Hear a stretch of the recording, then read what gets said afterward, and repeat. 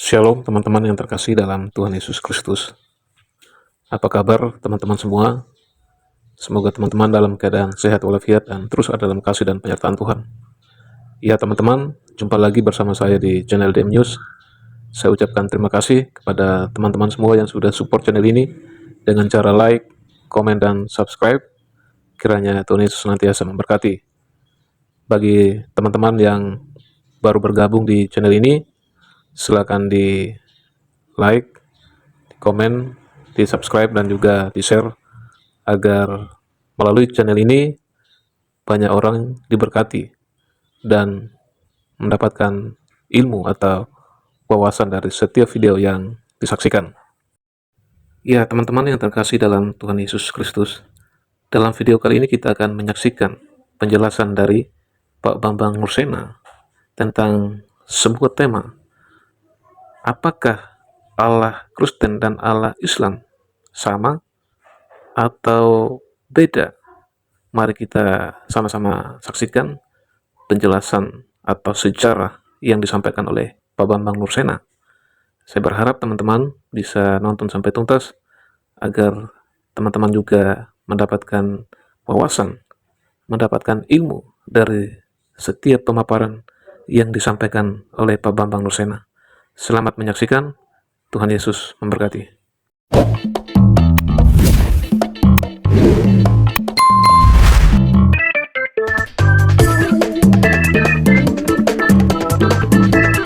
Bagaimana pendekatan Bapak terhadap pandangan Pak Bambang terhadap pendekatan bahwa Allah orang Kristen itu sudah berbeda? Satu, nah kemudian dari Bapak sendiri opsi atau bagaimana pendekatan Gereja Timur terhadap pandangan seperti ini? Itu yang pertama. Terima kasih.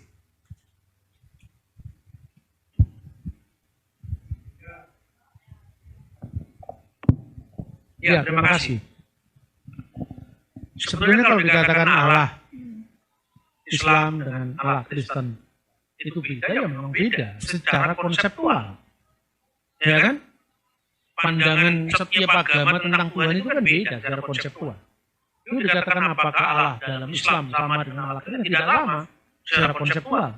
Allah dalam Hindu atau Brahman dalam Hindu apakah sama dengan agama Buddha, agama Buddha, jelas tidak sama.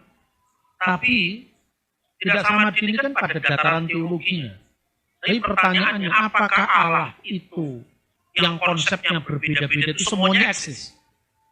Kalau semuanya itu berarti lebih dari satu Allah dong. Ada Allah Kristen, ada Allah Islam, ada Allah Buddha, berarti ada berapa Allah? Berarti itu politisme terselubung. Bahwa akulah Tuhan satu-satunya dan tidak ada selain aku. Berarti yang selain Allah yang benar itu bukan Allah. Tapi Allah itu cuma ada di pikiran manusia kan? Nah Allah yang Tuhan yang keliru di pikiran manusia itu bisa ditumpangi oleh kuasa kejahatan. Kira-kira seperti itu. Nah justru tugas dari Injil itu mencerahkan, membebaskan. Nah, pada saat Rasul Paulus di kota Athena, ya, jumlahnya dewa-dewa, artinya konsep-konsep tentang Tuhan itu melebihi jumlahnya manusia saat itu. Katanya seorang penulis di abad kedua. Itu tercatat dalam tulisan Yunani yang ditulis oleh Pausanias misalnya. Yang ditulis oleh misalnya Plato abad ketiga sebelum Masehi. Itu diceritakan bahwa pada waktu itu kota Athena itu mendapatkan wabah penyakit yang mematikan, mirip pandemi yang sekarang, kira-kira seperti itu. Setiap orang yang datang ke situ berada dalam lingkungan maut, jadi biasanya orang itu mati. Pagi dia sakit, siang mati, siang sakit, sore mati, sore sakit, malam mati, kira-kira seperti itu. Orang Jawa menyebut itu pagebluk. Gitu sebenarnya. Pagebluk itu pandemi, jadi ya mirip yang sekarang gara-gara COVID-19 yang kemarin itu. Kemudian penguasa kota itu minta saran kepada seorang paranormal istilahnya, wanita yang berasal dari Phthia. Berikanlah saranmu apa yang harus saya lakukan mencegah kematian yang melanda ini. Lalu perempuan paranormal itu angkat tangan. Zeus sudah diseru, Jupiter sudah diseru, Aphrodite sudah diseru, semua dewa di Yunani ini sudah kita seru. Tapi kematian tetap melanda. Kalau saya boleh usul, datangkanlah filosof yang bernama Epimenides. Barangkali dia memiliki saran untuk kita. Ini catatan sejarah, ini bukan dongeng. Ini ada dalam tulisannya Plato, Aristoteles, Pausanias. Ya. Kemudian didatangkan benar Epimenides. Waktu Epimenides datang ke kota Athena itu dia cuma memberi saran. Apakah engkau sudah memanggil banyak dewa yang ada di tempat ini? Sudah. Tapi kematian tetap melanda kota ini. Besok pagi, siapkan domba-domba yang terbaik. Yang pernah kamu berikan kepada dewa-dewa itu, bahkan yang terbaik. Yang barangkali lebih baik dari semua dewa-dewa yang kamu persembahkan kepada dewa-dewa ini. Besok saya akan kembali lagi ke sini. Paginya Epimenides kembali ke situ setelah rakyat Athena menyiapkan korban domba-domba yang terbaik. Lalu dia mengatakan, sudahkah kamu minta kepada para dewa ini? Sudah, wahai Tuhan yang bijaksana. Kalau tidak ada jawaban, berarti logika saya menuntun saya kepada kesimpulan. Kalau semua dewa ini tidak berdaya, berarti ada satu penguasa yang melebihi dari dewa-dewa ini. Yang seharusnya dia tak terbatas mengatasi keterbatasan kita. Serulah dia. Bagaimana tentang namanya? Saya juga tidak tahu. Sama-sama tidak tahu. Kenapa kita sok tahu? Serulah saja, wahai Agnostoteo, kepada Tuhan yang tidak dikenal. Kasihanilah rakyat kami. Kasihanilah orang-orang ini. Serulah dia. Tolonglah berikan sebuah tanda bahwa domba-domba ini akan merumput di satu tempat. Disitulah kami akan membangunkan mesbah bagimu. Ternyata yang diseru tadi, yang namanya Agnostoteo tadi, benar-benar memberikan tanda. Domba-domba itu merumput di satu tempat. Lalu dari kerumunan domba-domba yang merumput di tempat yang sudah dipilih oleh Agnostoteo, Allah yang tidak dikenal tadi, sang filsuf mengatakan, dirikanlah mesbah di sini. Didirikan mesbah di situ. Ketika sudah didirikan mesbah di situ, mari doakan kembali lebih serius lagi, agar dia yang tak dikenal itu menjawab doa kita. Wahai Agnostoteo, Allah yang tidak dikenal, Tuhan yang tidak dikenal, jawablah doa kami. Seminggu kemudian wabah itu reda. Tapi ketika kemudian sang filsuf tadi mau pamitan untuk menandai jawaban atas doa kami yang sudah dikabulkan itu, kami ingin memuliakan Tuhan yang tidak dikenal ini dengan ingin membuat patung atau arcanya. Maka sang filsuf mengatakan, jangan sok tahu lagi. Kamu nanti salah menggambar wajahnya, dia ngamuk lagi. Nanti kemudian wabah melanda lagi. Sudah, kamu tulis saja di situ. Kepada Allah yang tidak dikenal. Ditulislah di situ. Agnostoteo, kepada Allah yang tidak dikenal. 600 tahun setelah peristiwa itu, Paulus datang ke tempat itu. Dan ketika dia dituduh, kamu telah mengabarkan ilah asing. Kamu telah mengabarkan sesuatu yang asing bagi kami. Paulus mengatakan, hai rakyat Athena, dalam hal beragama kamu very religious, sangat-sangat beriman, sangat-sangat religius. Dulu kira-kira seperti itu. Dia diingatkan pada peristiwa yang dicatat oleh Plato, Aristoteles, Pausanias ini. Bukankah dulu pernah diselamatkan oleh Agnostoteo?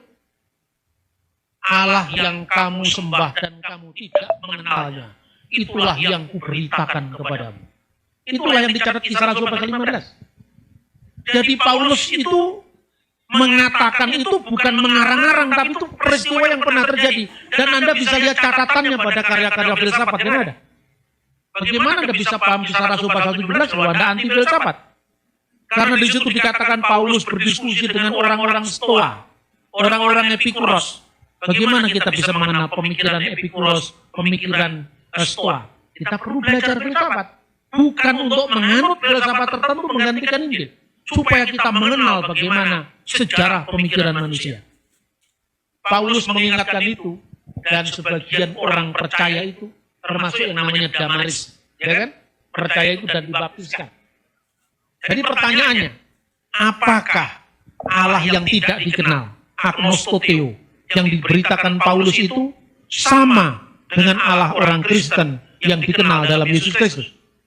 Kan gitu kan pertanyaannya. Jawabannya tidak sama.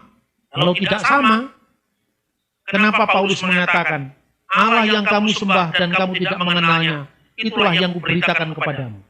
Ya kan? Jadi di sini sama.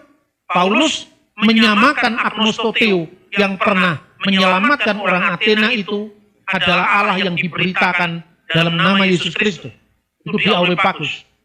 Dan Anda bisa membaca pada ayat 23. Sebab ketika aku berjalan-jalan di kotamu dan melihat-lihat barang-barang pujaanmu, aku menjumpai sebuah mezbah dengan tulisan kepada Allah yang tidak dikenal. Apa yang kamu sembah tanpa mengenalnya, itulah yang kuberitakan kepadamu. Berarti sama. Tapi kalau sama, kenapa Paulus harus mengkoreksi? Ya kan? Dua ayat selanjutnya. Allah yang telah menjadikan bumi dan segala isinya. Ia yang adalah Tuhan atas langit dan bumi, tidak diam dalam kuil-kuil buatan tangan manusia. Dia mengkoreksi. Ya? Dan juga tidak dilayani oleh tangan manusia seolah-olah ia kekurangan apa-apa. Karena dialah yang memberikan hidup dan nafas dan segala sesuatu kepada semua orang. Dari satu orang saja ia telah menjadikan semua bangsa dan umat manusia untuk mendiami seluruh muka bumi, dan ia telah menentukan musim-musim bagi mereka dan batas-batas kediaman mereka, supaya mereka mencari dia dan mudah-mudahan menjamah dia dan menemukan dia, walaupun ia tidak jauh dari kita masing-masing. Sebab di dalam dia kita hidup, kita bergerak, kita ada, seperti juga yang telah dikatakan oleh pujangga-pujanggamu, sebab kita ini keturunan Allah, maksudnya bukan keturunan fisik, yang memiliki benih ilahi, karena manusia diciptakan menurut gambar dan rupa Allah, lalu dalam pandangan kita. Karena kita berasal dari keturunan ilahi, kita tidak boleh berpikir bahwa keadaan ilahi sama seperti emas, perak, atau batu ciptaan kesenian dan keahlian manusia. Dengan tidak memandang lagi zaman kebodohan, maka sekarang Allah memberikan kepada manusia bahwa di mana-mana mereka harus bertobat. Perhatikan pendekatan Paulus ini. Pertama, dia mengidentifikasi Allah yang tidak dikenal, yang pernah menyelamatkan bangsa Athena itu, yang diberitakan dalam nama Yesus. Tapi kemudian Paulus mengkoreksi. Karena itu, Allah yang seperti pencipta langit dan bumi, jangan kamu gambarkan dengan keterbatasan kita. Di situ ada koreksi. Jadi pertanyaan ini bisa dijawab. Apakah Allah yang disembah agama lain sama dengan Kristen? Sama, tapi juga sekaligus tidak sama. Sama dalam pengertian apa? Hanya ada satu Allah di langit dan bumi ini. Satu Allah saja, yang lain itu bukan Allah. Ya toh? Tetapi karena manusia itu diciptakan menurut gambar dan rupa Allah, dia punya kesadaran religius. Termasuk orang Athena. Kesadaran religius itu berbicara kepada setiap manusia bahwa ada penciptamu. Makanya di dalam Alkitab, di dalam iman Kristen, dikenal dua pernyataan Allah. Pertama, general revelation. Dan yang kedua, special revelation. Pernyataan umum dan pernyataan khusus. Pernyataan umum itu apa? Langit menceritakan kemuliaan Allah dan cakrawala memberitakan pekerjaan tangannya. Berarti jagat raya ini bisa bersaksi siapa penciptanya. Hukum sebab akibat, kausalitas, itu bisa bersaksi siapa penciptanya. Tapi kenapa manusia jatuh dalam penyembahan berhala? Karena gambar diri manusia itu telah carut-marut. Makanya manusia tahu yang benar, tapi tidak bisa berbuat benar. Tahu yang benar, tidak mampu berbuat benar. Ibarat bensin, itu sudah kehilangan daya bakarnya, tapi baunya masih ada. Pengenalan umum ini tidak mampu membawa manusia ke surga. Tidak mampu membawa manusia kepada kebenaran yang hakiki. Karena telah dirusakkan oleh dosa. Itulah sebabnya Tuhan mengutus putranya sendiri menjadi manusia. inilah yang menjadi jaminan bahwa pengenalan kita kepada Allah itu benar. Makanya dikatakan dalam ayat 27, supaya mereka mencari Dia. Kesadaran mencari kan ada. Mudah-mudahan menjamah dan menemukan Dia. Mudah-mudahan menjamah dan menemukan Dia, lalu saya katakan. Jadi kami salah, Mas. Enggak salah. Mudah-mudahan benar. Tapi ketimbang kamu mudah-mudahan terus, kenapa tidak yang pasti? Lain. Jadi bukan konfrontasi menghadapi pihak lain, tapi mencerahkan, mengkoreksi tanpa melukai orang lain. Nah, kita ini kan sudah jatuh ke dalam dosa. Kira-kira mampu enggak kita berbuat baik? Kalau kamu merasa mampu ya silakan. Semoga nanti kamu didapati sebagai orang-orang yang masuk ke dalam surganya Tuhan. Tapi kalau kamu merasa mampu, kalau saya tidak merasa mampu, nah terus gimana? Makanya saya tidak cari yang mudah-mudahan, saya cari yang pasti dalam Yesus. Tapi benar Mas, semuanya benar, tapi nunggu yang terakhir nanti. Orang Jawa itu kan sulit ngomong kamu salah kan? Maka semuanya benar, tapi belum tentu. Bahasanya kan muter-muter terus. Itu bahasa komunikasi gaya apa namanya, Sulman Selamat. What is the meaning of Sulman Selamat? Tidak ada dalam bahasa Tagalog. Ya, artinya bahwa kita ini tidak perlu harus membuka konflik dengan yang lain. Maka saya katakan sama atau tidak sama. Kalau Anda mengatakan tidak sama, berarti Tuhan Islam itu eksis, Tuhan Hindu itu eksis, Tuhan Buddha itu eksis. Lalu Tuhan yang eksis ada berapa? Berarti kan politisme terselubung kalau kita mengakui Tuhan lebih dari satu. Tapi kalau Tuhan itu hanya satu, kenapa yang beda-beda ini muncul? Ya karena manusia telah jatuh ke dalam dosa. Makanya rusaklah pemahaman kita. Supaya kita dibenarkan kepada satu-satunya yang adalah jalan kebenaran dan hidup. Ya dia turun ke dunia untuk menjelaskan kepada kita. Itu kira-kira Bapak Ibu Saudara-saudara ya. Oke, terima kasih Pak Bambang buat jawabannya. Dan Baru Padu tadi bilang ada 3 pertanyaan ya. Mungkin untuk sebelum kita lanjut ke pertanyaan kedua, kita kasih kesempatan ke yang lain dulu mungkin. Apakah ada? Kalau nggak ada, oh iya, Pak Binsar. Silakan Pak. Terima kasih untuk kesempatan yang diberikan. Nama saya Binsar Tambunan dan saya sudah cukup lama di Manila. Saya jemaat dari Union Church juga. Yang terima kasih Pak Bambang pencerahannya. Sebetulnya saya pun juga merasa sejarah itu penting untuk kita mengerti dalam beragama. Khususnya juga untuk Kristen dengan Protestan dan Katolik aja situ, kalau kita mengerti sejarah kita mengetahui di mana perpisahannya. Namun sejarah ini cukup panjang. Tadi kalau lihat dengan urian Pak Bambang aja ada hampir 2 jam Pak. Sementara ada teman saya yang ngirim, teman saya dari seberang, dia kirim firman dari kitabnya, antara apa itu bahasa ininya, terus dalam kurung yang tidak berputra, begitu nyampe ke Allah yang tidak berputra. Jadi ini memang dari sana itu sudah tegas, jelas gitu. Bahkan kalau di di kitab surat Maryam juga ada kan kalau nggak salah tulisan bahwa Isa itu wa kalimatuhu, artinya dia adalah firman dari Tuhan. Tapi itu pun demikian banyaknya ini tetap militansinya tetap tinggi gitu. Jadi ini memang cukup sulit untuk kita hadapi. Dari tadi saya lihat memang kalau kewahidan itu tadi urian Bapak itu Ibn el Ihad ya. Tapi terus ada ilah. Kembali ini ilah, saya tadi tidak melihat kata Allah. Sementara ada lagi, saya pernah lihat juga nonton Christian Prince, katanya Allah itu 2 kata, al dan lah. Gitu loh. Jadi ini mungkin juga bisa memberikan pencerahan mengenai di tunggalnya trinitatisnya kita gitu. Mungkin sedikit saya minta tanggapan dari Pak Bambang mengenai ini. Terima kasih. Memang Allah itu dari 2 kata, al ilah. Tapi kata ilah itu artinya netral. Sembahan. Itu kalau bahasa Inggrisnya the God. Tergantung siapa yang memaknai. Kalau yang memaknai itu adalah orang Kristen ya itu adalah God in our Lord Jesus Christ. Tapi kalau dia yang memaknai itu adalah orang Hindu, ya bisa God Siwa, bisa God Krishna, kan itu kan.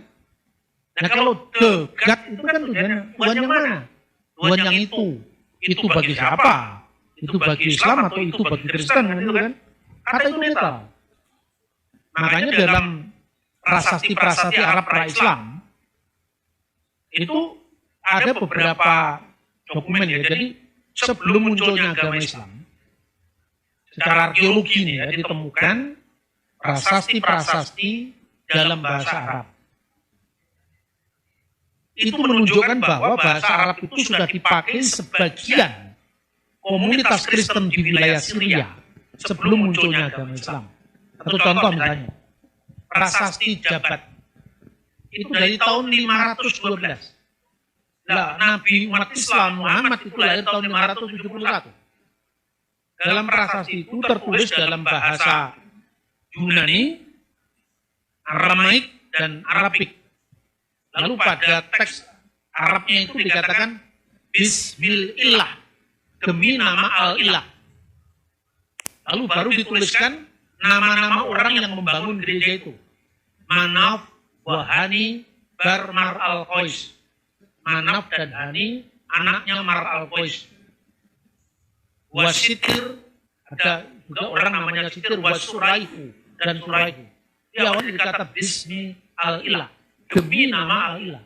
Dalam prasasti Umul Jimal kedua, pertengahan abad ke-6, itu kata Allah muncul. Ini agama Islam belum muncul.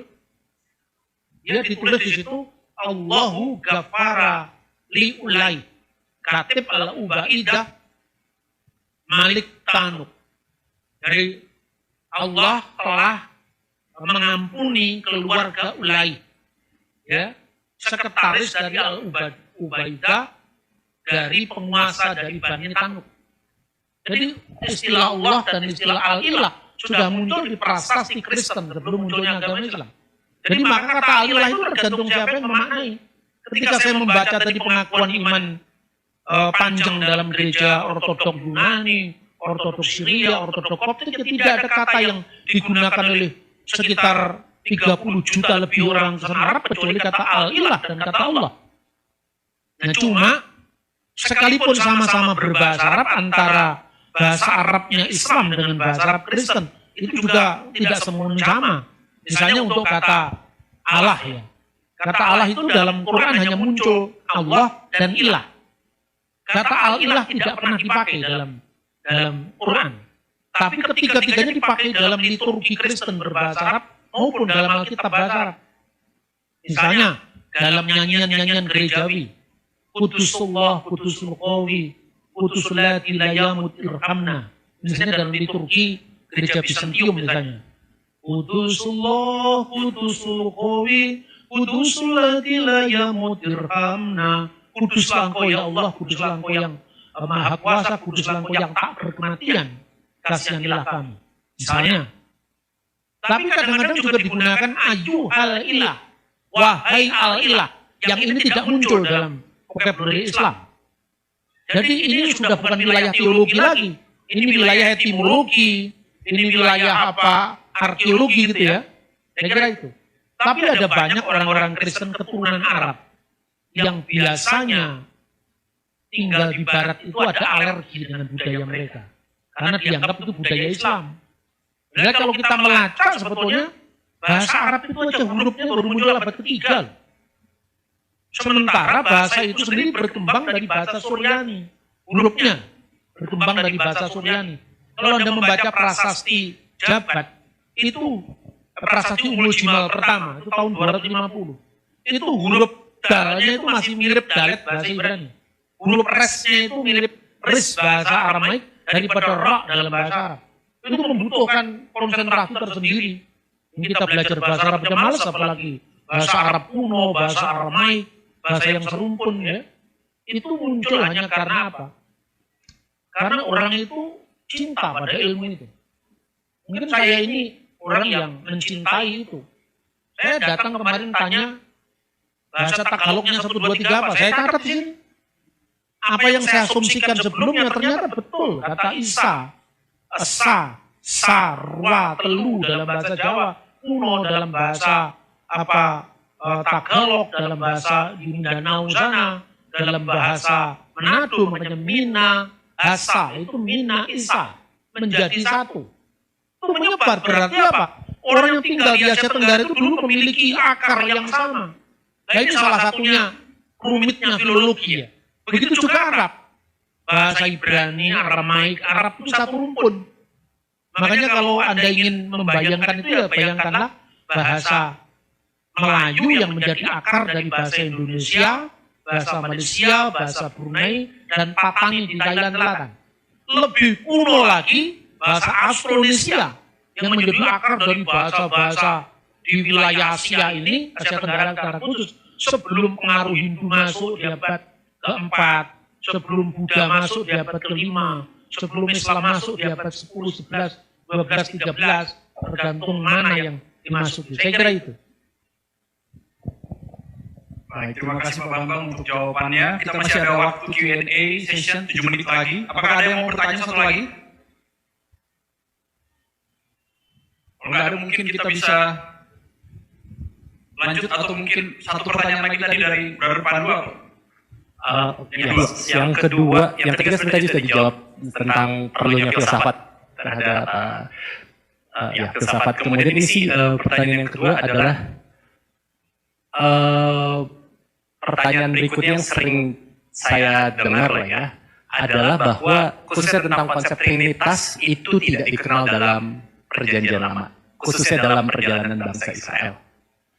Dan saya juga di gereja sih memang nggak terlalu dibahas ya sepanjang saya dari kecil sampai sekarang. Nah, bagaimana pendapat Bapak tentang konsep trinitas atau ya konsep trinitas dalam Perjanjian Lama khususnya dalam kehidupan bangsa Israel? Bangsa Israel yang mana? Iya kan? Bangsa Israel itu punya perkembangan panjang sekali.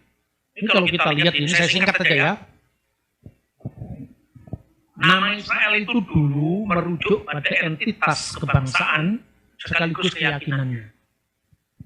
Di luar Alkitab, prasasti yang pertama menyebut Israel itu adalah prasasti Fir'aun Merenptah atau Merneptah I, tahun 1205 sebelum Masehi.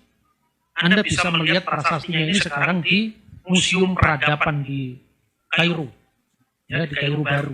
Dulu disimpan di Museum Nasional di Kairo. Ya. Di situ tertulis Yasir el Pikat Uben Perat. Yasir el itu logat bahasa hieroglif, bahasa Mesir kuno untuk Israel.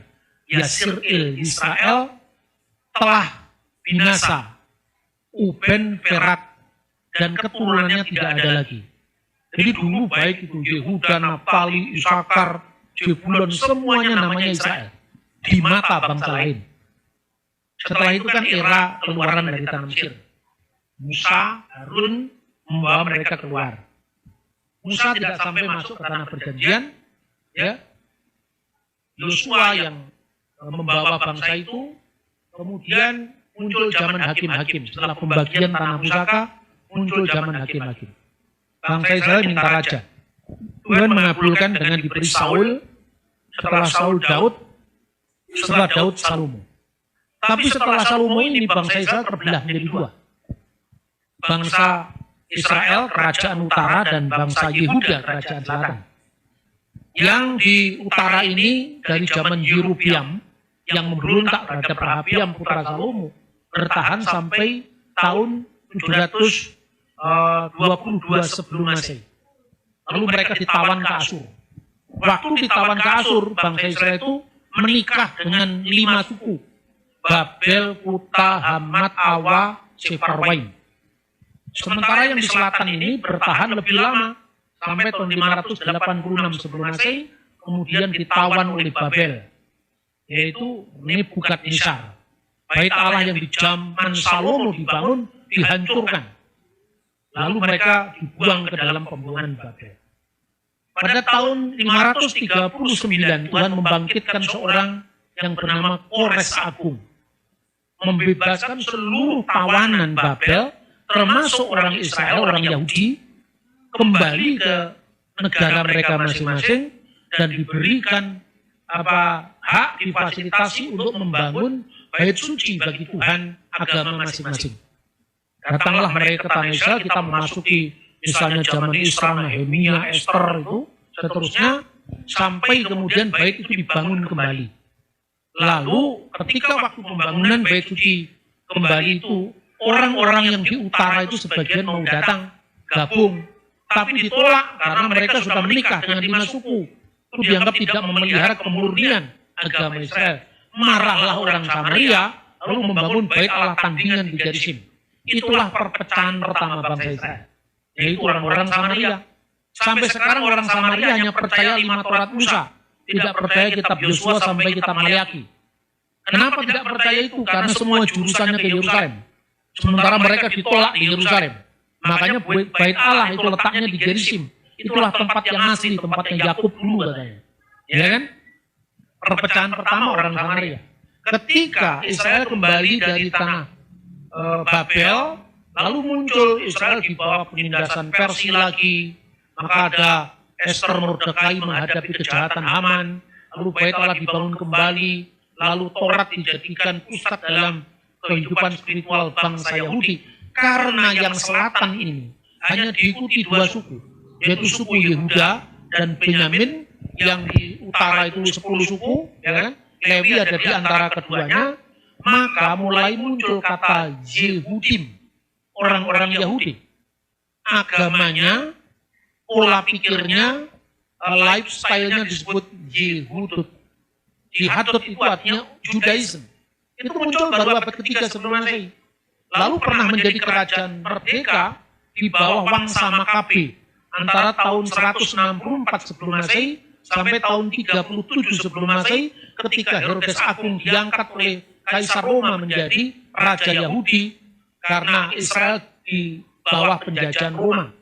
Kembali ke dalam penjajahan. Pada waktu era Makabe inilah muncul 3 sekte, yaitu sekte Saduki yang menguasai aristokrat, bait suci, kedua sekte Eseni. Kenapa muncul sekte Eseni?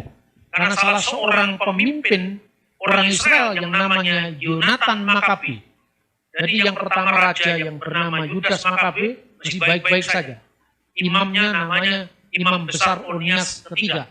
Begitu masanya Yonatan, bekas musuhnya punya anak namanya Alexander Balas. Kamu kalau memimpin bangsa Israel, bangsa Yehuda, sementara kamu jadi raja, kamu mesti berbagi kuasa dengan imam besar. Sekarang angkatlah dirimu sekaligus sebagai imam besar, sekaligus jadi raja. Karena Yonatan Makabe mengangkat diri jadi imam besar sekaligus raja, imam yang berhak namanya Onias keempat marah. Dia membawa seluruh pengikutnya dan memasuki yang namanya Wadi Qumran. Inilah yang disebut sekte Eseni. Eseni berasal dari kata Ose Hatorah, yaitu penjaga Taurat. Muncullah sekte Eseni. Yang ketiga, selain Saduki, itu Parisi. Nah, orang Parisi itu adalah orang yang memisahkan diri dari Saduki, dari rakyat yang banyak. Karena apa? Karena dia dalam hegemoni politik dikalahkan sama orang Saduki. Ciri orang Saduki, dia menerjemahkan Alkitab harafiah. Makanya tidak percaya dengan kebangkitan orang mati. Karena dalam kitab Taurat kan tidak ada ungkapan kebangkitan orang mati yang ada. Dia kemudian dikuburkan bersama para leluhurnya kan itu kan. Pulang-pulangnya dikumpulkan bersama. Oh, berarti tidak ada kebangkitan orang mati.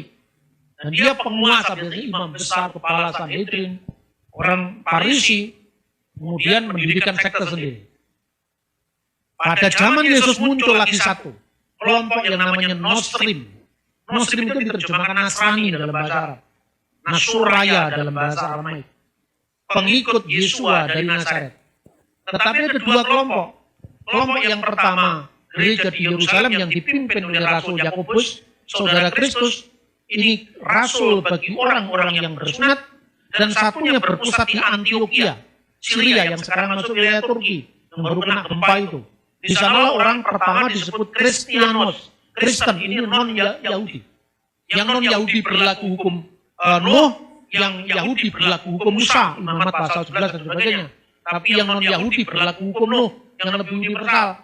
Ya, kemudian Yahudi ini yaitu mengalami sejarah yang panjang. Terakhir orang-orang yang digerakkan oleh Parisi, terutama dia memiliki sekte garis keras. Sekte dari sekte Parisi namanya Zelot. Zelot inilah yang menggerakkan revolusi. Makanya dia mengharapkan Mesias itu Mesias politik, bukan Mesias rohani. Tahun 70 Masehi gerakan yang dilakukan oleh kelompok yang namanya kelompok Zelot ditumpas oleh Titus, Jenderal Titus. Bait Allah dihancurkan. Tapi Israel belum dibuang saat itu. Masih hidup di sana. Orang-orang Kristen diakui sebagai bagian dari sekte Parisi. Mula-mula. Makanya Kristen itu bagian dari Yudaisme. Khususnya mereka yang berbahasa Ibrani, artinya Kristen keturunan Yahudi yang dipimpin oleh Yakobus. Mereka yang non-Nasrani menolak Yesus itu karena dia mengharapkan Mesias politik, bukan Mesias rohani. Orang-orang Zelot terus menggerakkan pertempuran sampai tahun 130 mereka perang Yahudi kedua. Perang Yahudi kedua ini mereka dipimpin oleh orang yang bernama Simon Bar Kokhba yang diakui oleh Mesias Israel oleh Rabi Akiba. Diharap-harapkan sang Mesias itu akan mengalahkan Roma. Tahun 132 sampai 135 Israel merdeka lagi di bawah Mesias mereka yang namanya Bar Kokhba.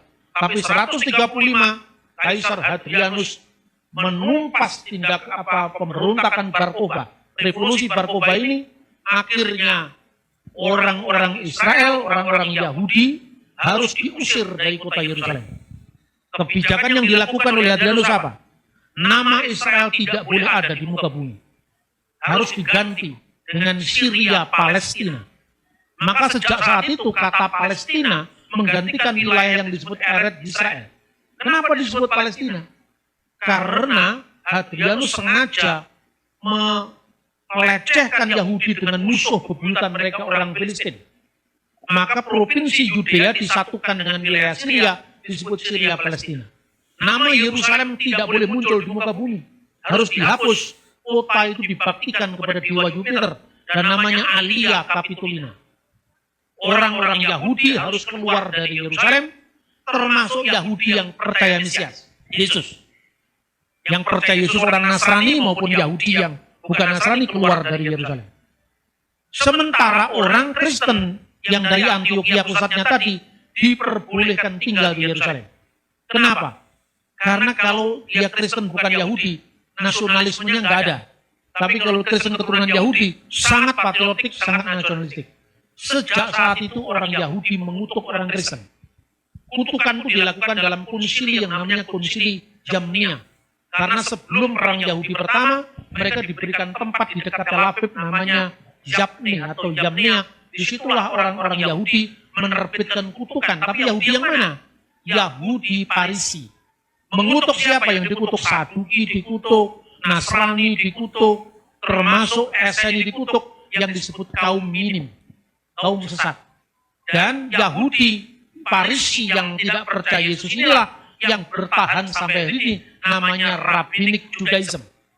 Rabbinic Yahudi. Nah, selama ini orang mengatakan, oh tidak ada jejak Tritunggal dalam Alkitab. Yang dipersoalkan kira-kira mirip namanya. Istilahnya memang tidak ada. Tapi kalau kita membaca Alkitab, begitu Anda membaca pasal pertama Taurat saja sudah jelas. Ada Elohim, Ruah Elohim, Dabar Elohim. Atau Wayomer Elohim, berfirmanlah Allah. Bereshit bara Elohim, edhasa majim becaret. Ada mulanya Elohim menciptakan langit dan bumi. Beharet hayeta tohwa bohu, dan bumi itu belum berbentuk dan kosong. Behosek alfinitehom, dan kegelapan menutupi samudera raya. Waruah Elohim dan roh Allah. Merakefet alfin yamayim.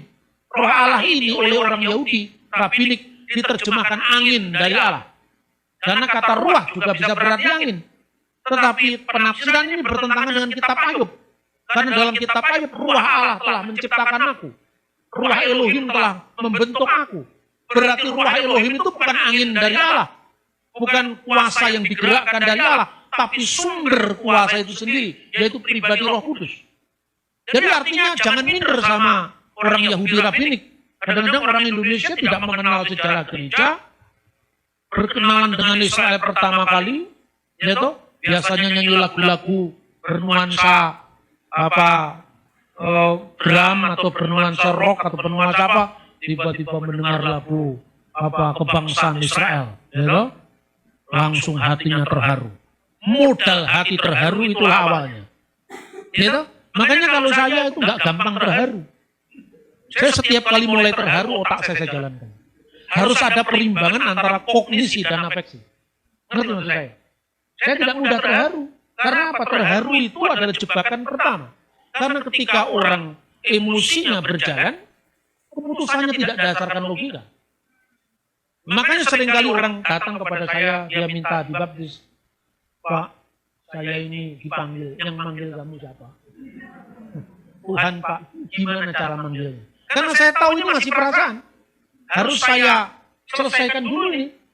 Terus kemudian kira-kira kamu menjadi Kristen karena mendengar lagu Malam Kudus yang begitu syahdu. Ya karena yang nyanyi itu suaranya bagus. Celine Dion. Coba kalau yang nyanyi itu kira-kira tidak masuk hitungan dari Indonesian Idol, kira-kira kamu terharu apa tidak? Ah, ya, mungkin, jangan mungkin. Kira-kira proses setel lagu yang paling buruk. Kira-kira kalau gini kamu terpanggil enggak? Ya mungkin tidak, kamu cek lagi. Berarti alasanmu kamu terpanggil itu belum tentu dari Tuhan. Terus saya tanya, kenapa kamu? Apa menurut kamu Yesus itu siapa? Tritunggal itu bagaimana? Begitu dia sudah mulai clear saya ajarkan, dan dia percaya ya sudah waktunya kalau kamu dibaptis. Kalau tidak, enggak akan, karena orang kayak begini. Begitu mula-mula diterima di gereja, suruh kesaksian. Besok terharu lagi dengan yang lain. Poligami dengan yang lain ini. Orang yang gampang terharu itu gampang poligami ini. Yang pertama ditinggalkan karena dahsyatnya yang baru ini. Karena apa? Yang satunya itu angin sepoi-poi, satunya angin kencang. Bener nggak? Jadi angin kencang itu apa? Informasi yang ditiupkan terus menerus. Sampai dia tidak sempat mencari referensi yang lain. Itu mudah terharu juga. Gitu loh. Maka saya katakan Yahudi yang mana dulu? Yahudi yang sekarang ini? Yahudi sekarang ini kan kenapa kamu minder? Kita sama-sama Yahudi kalau dalam konteks Judaism. Terus tidak ada jejaknya Mesias itu anak Allah. Ya dalam Yahudi Rabbinik. Tapi coba mau baca naskah kaum Meseni. Itu kan lebih tua daripada Yahudi Rabbinik coba. Baca naskah-naskah Qumran. Naskah yang ditemukan di gua keempat. Tafsiran kitab Nabi Daniel 7. Itu berbunyi apa tentang anak Allah. Bunyinya demikian dalam bahasa Aramaik. Bereh Diel Yetamar Ubar Elyon Gikrone. Namanya akan disebut anak Allah. Mereka akan memanggilnya anak Allah yang maha tinggi. Ini cocok dengan Injil Lukas. Ini Mesias ini anak Allah menurut catatan naskah Qumran. Bahkan Mesias itu adalah penguasa langit dan bumi. Surga bersekinah dalam dia. Surga itu maksudnya Allah. Bersekinah tinggal dalam dia. Itu ada dalam naskah-naskah Qumran. Ini lebih tua daripada Yudaisme sekarang. Ada banyak hal. Saya setiap kali memimpin ziarah ke Israel, saya tidak akan mau bawa orang ke Israel kalau dia tidak ikut kursus saya. Ada kursus, ada bukunya saya siapkan. Namanya ziarah, refleksi ziarah ke Tanah Suci. Sebelum ikut ke Israel, baca buku itu. Nanti setelah itu kita diskusi. Supaya kita tidak gampang terumbang ambing. Ada orang yang terumbang ambing lagi. Tanya, Pak, mana ada? Karena terharu tadi kan. Mana ada itu Mazmur yang mengatakan penyaliban? Yang kau maksud apa? Karena rupanya dia nonton YouTube. Mana ada naskah Masoretik yang mengatakan dia menusuk tanganku dan kakiku. Ini pemalsuan Kristen. Ini terjemahan Septuaginta. Bukan terjemahan Yahudi. Kan banyak yang begitu kan. Terus saya bilang, coba baca naskah Qumran. Naskah yang sampai kepada kita ini, yang terkuno sebelum penemuan Qumran, itu namanya naskah Masoretik. Naskah Masoretik dalam Mazmur pasal 22 ayat 17 atau 16 dalam naskah Ibrani, itu tertulis. Ada dua naskah yang berbunyi karu, yadai, veriglai. Tapi mayoritas naskah berbunyi kari, yadai, veriglai. Hanya huruf yod dan huruf vav. Kalau vav ini karu artinya mereka menusuk. Tapi kalau huruf vav ini kepotong jadi huruf yod seperti titik di atas itu berbunyi kari, seperti singa. Yadai tanganku, veriglai kakiku. Tapi kalau dua naskah minoritas ini berbunyi mereka menusuk tanganku dan kakiku. Saya clearkan dulu. Ini bukan ciptaan Kristen. Karena ada di dua naskah Masoretik. Sama-sama Masoretiknya. Kedua, setelah ditemukan naskah Qumran, yang namanya naskah dari temuan tahun 1950-an itu, Nahal Hefer. Ada potongan Mazmur 22, ternyata bunyinya meneguhkan bacaan yang minoritas tadi. Bukan kari itu ke-ari, seperti singa yadai, tanganku dan kakiku. Tapi berbunyi karu, mereka menusuk tanganku dan kakiku. Ini bukan ciptaan Kristen, ini ada dalam naskah Qumran. Ini ada dalam dua naskah Masoretik. Nah, kelihatannya ini jelimet kan? Tapi lebih baik jelimet dulu ketimbang kita gampang terharu tadi. Ya kan? Nah itu saya kira maka Tuhan Yesus mengatakan, mengasihi Tuhan itu dengan segenap hati, gampang terharu tadi. Segenap kekuatan, kalau engkau punya kuasa, punya pengaruh, buatlah itu untuk gereja Tuhan. Ya kan? Punya duit, punya yang lain-lain, itu kan kuasa, itu kan kekuatan. Tapi juga mengasihi Tuhan dengan segenap akal budi. Nah kira-kira seperti itu. Jadi artinya Yahudi yang mana? Konsep keilahian Mesias itu jelas ada dalam naskah Qumran. Yang lebih tua daripada kaum Yahudi Rabinik yang mulai dikembangkan pada abad kedua. Jadi saya kira jadi itu. Dan tidak semua orang Yahudi itu garis keras terhadap Kristen. Tidak. Saya diberi oleh Rabi Yakub dari Manado, itu putusan ada sekitar 60 rabi-rabi Yahudi Rabinik. Dia menulis di situ satu kesepakatan dengan Kristen bahwa lebih banyak kesamaan kami dengan orang-orang Kristen ketimbang dengan yang lain. Karena kami berakar pada Taurat yang satu, sekalipun kami menempuh jalan sejarah dan penafsiran yang berbeda-beda. Intinya orang Yahudi Rabinik ini dengan 60 rabi-rabi mereka di seluruh dunia itu menandatangani bahwa Kristen itu bukan Abu Dazarah, bukan penyembahan berhala. Sekalipun kita tidak berada dalam titik temu yang sama. Itu namanya dialog. Ya kan? Tapi kalau Kristen Yahudi yang sering-sering menyerang Kristen itu ya itu kan setiap agama kan ada yang garis keras, ada yang garis lunak, ada yang garis lucu, kan macam-macam lah. Nah kita lihat dari mana dulu. Saya kira itu ya. Percaya kepada Tuhan Yesus adalah jaminan keselamatan yang pasti. Karena keselamatan bukan hasil usaha manusia, melainkan anugerah kasih karunia Allah bagi setiap orang yang beriman kepadanya. Injil Yohanes pasal 3 ayatnya ke-16. Karena begitu besar kasih Allah akan dunia ini, sehingga Ia telah mengaruniakan anak-Nia yang tunggal, supaya setiap orang yang percaya kepodenia tidak binasa, melainkan beroleh hidup yang kekal. Kisah Para Rasul pasal ke-16 ayat 31. Percayalah kepada Tuhan Yesus Kristus dan engkau akan selamat, engkau dan seisi rumahmu. Efesus 2, 8-9. Sebab karena kasih karunia, kamu diselamatkan oleh iman. Itu bukan hasil usahamu, tetapi pemberian Allah. Itu bukan hasil pekerjaanmu. Jangan ada orang yang memegahkan diri. Jangan keraskan hatimu. Percayalah kepada Yesus Kristus, maka engkau pasti selamat. Haleluya. Amin.